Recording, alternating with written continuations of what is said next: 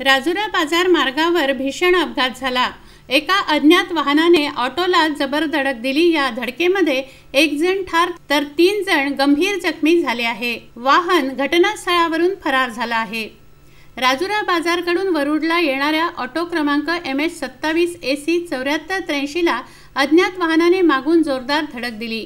दादाजी धुनीवाले मंदिराजवळ राजुरा रोडवर ही घटना घडली।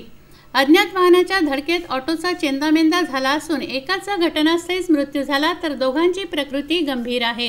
गुरुवारी राजुराचा बाजार असल्यामुळे वाहनांची जास्तच वर्दळ या मार्गावर असते।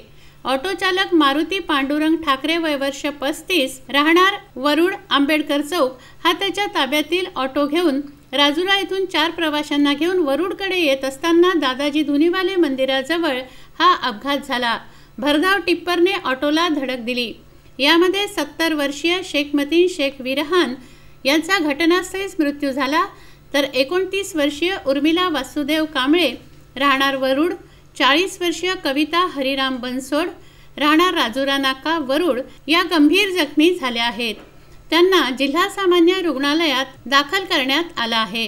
38 वर्षीय शुभांगी शरद माळदे यांच्यावर राजुरा नाका वरुड येथे उपचार सुरू आहे तर 4 वर्षीय चिमुकली दीपिका उईके हिला किरकोळ दुखापत झाली। फिर्यादी ऑटो चालक मारुती पांडुरंग ठाकरे यांच्या तक्रारीवरून अज्ञात वाहन चालकाविरुद्ध 279, 337, 304 कलमान्वये गुन्हा दाखल करण्यात आला असून पोलीस फरार टिप्परचा शोध घेण्यासाठी घटनास्थळाच्या आजूबाजूच्या परिसरातील CCTV फुटेज तपासत आहेत।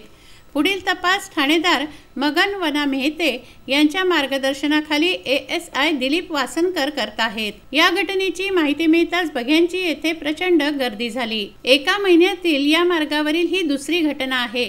गेल्या 21 नोव्हेंबरला राजुरा मार्गावर ट्रॅक्सने दुचाकीला धडक दिली होती। यामध्ये एकाच परिवारातील 4 जणांचा जागीच मृत्यू झाला होता तर या अज्ञात टिप्परने दिलेल्या धडकेत एकाचा मृत्यू तर 3 गंभीर जखमी झाले आहेत। घटनास्थळामध्ये केवळ 1 किलोमीटरचं अंतर आहे।